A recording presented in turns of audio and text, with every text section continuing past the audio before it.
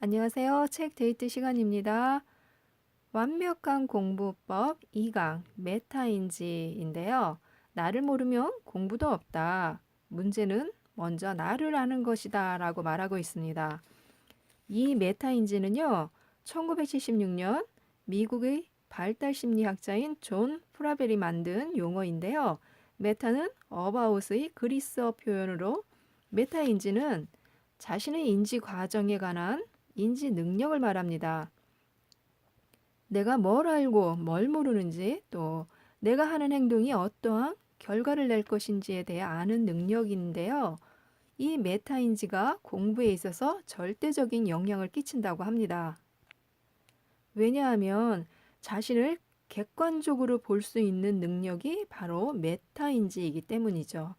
자신이 무엇을 알고 무엇을 모르는지를 알기 때문에 자신의 장점을 극대화하고 자신의 단점을 최소화할 학습 전략, 즉 공부법을 창조할 수 있다고 합니다. 0.1%의 그 공부 잘하는 학생들이요. 학원을 습관적으로 가는 것이 아니라 자신이 부족한 부분을 도움을 받으러 학원에 간대요. 자신의 약점을 보완하기 위해서 사교육을 전략적으로 활용한 거고요. 필요 없으면 학원에 가지 않고 개인 공부 시간을 많이 확보했다고 합니다. 이 0.1%의 공부 잘하는 학생들은요. 무슨 일이 있어도 하루에 3시간은 꼭 개인 공부 시간을 갖는다고 합니다. 학원에 다녀도 성적이 오르지 않는데 왜 계속 학원에 다니느냐 이렇게 질문할 때가 있잖아요. 성적이 오르지 않는 학생들에게. 그러면 대부분이 불안하다는 거예요. 불안하다. 많은 하위권 학생들은 학원에서 학습하기보다는 공부한다는 안도감을 느끼려고 학원에 다니는 그런 경우가 많다는 거죠. 하지만 공부한다는 느낌은 받지만 실제 학습되는 것은 아무것도 없었다고 해요. 결국에는 이 차이가 메타인지 차이에서 발생한 것이라는 것을 알 수 있다고 하는데요. 메타인지는요, 크게 메타 기억과 메타 이해로 나뉘는데요. 메타 기억은 자신의 기억에 대한 인지 과정을 아는 것을 말하는 거고요. 메타 기억이 낮을수록 자신의 기억을 향상하기 위한 전략을 제대로 구축하지 못하거나 잘못 아는 경우가 많다고 하네요. 단순 반복할 때 암기가 된다거나 작은 소리로 되뇌일 때보다는 큰 소리로 되뇌일 때, 작은 글씨보다는 큰 글씨를 볼 때 더 잘 기억한다고 믿는 것들, 그런 것들은요, 암기와는 전혀 상관이 없다고 합니다. 또 메타 이해는요, 자신이 언어를 잘 이해하는지를 아는 능력을 말하는데요. 읽은 내용을 이해했다고 하지만 내용에 대해 질문했을 때 답변을 못하면 메타 이해가 떨어진다고 볼 수 있다고 합니다. 이 메타 이해는요, 당연히 독서 능력과 밀접한 관계가 있는데요. 마키 연구팀의 연구로는요, 메타 이해와 독해력의 상관관계는요, 플러스 0.43으로 나왔다고 합니다. 이 0.43은요, 그러니까 0에서 출발해서 1까지 도달할 때의 숫자인데요. 반이 안 되는 거죠. 그러니까 50%는 조금 못 미치지만 크게 상관관계가 있는 거죠. 그러면 어떻게 하면 메타인지를 높일 수 있을까요?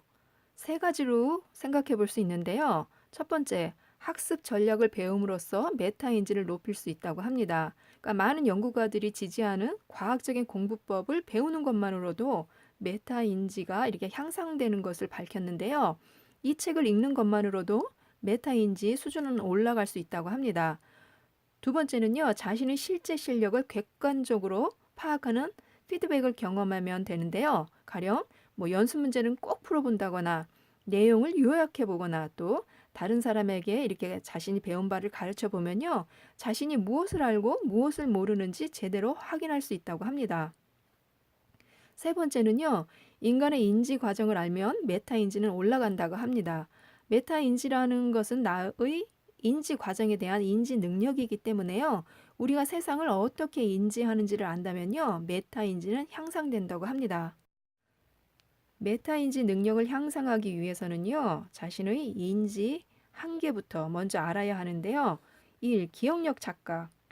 자신의 기억 수준을 착각하는 것을 말하는데요. 임의 숫자 15개를 바로 보고요. 순서대로 얼마나 외울 수 있을지 물었을 때 40% 이상이요. 10개 이상을 맞출 것이라고 했대요. 그런데 실제로는 10개 이상 맞춘 사람은 1%에 불과했다고 합니다.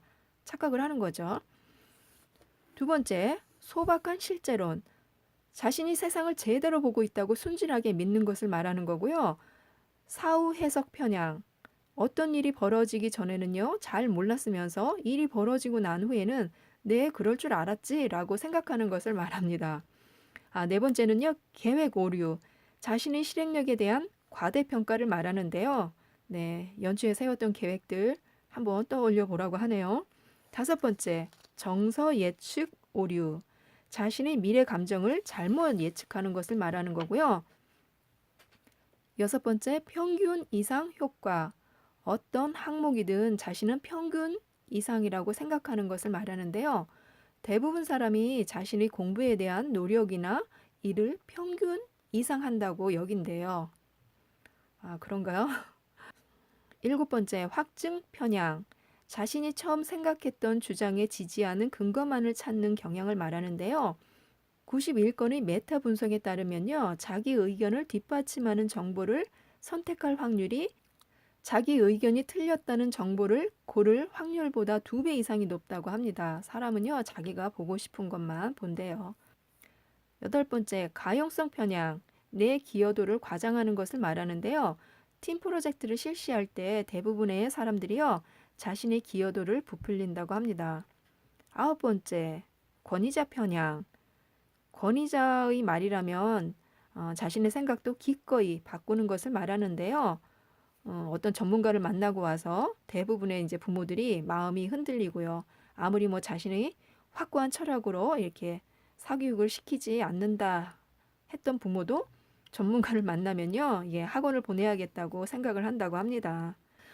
지금까지 메타인지를 살펴보았는데요. 우리가 스스로를 착각하고 있는 부분이 굉장히 많다는 것을 느꼈습니다. 그러니까 먼저 나를 알아야 공부를 제대로 할 수 있다는 거죠. 예, 그 점을 깨달았네요. 뒷부분에서 이제 신박사의 통찰에서요, 회사 생활과 연습 문제가 나와 있고요. 고작가의 심화라고 해서요, 지식의 저주 편이 있습니다.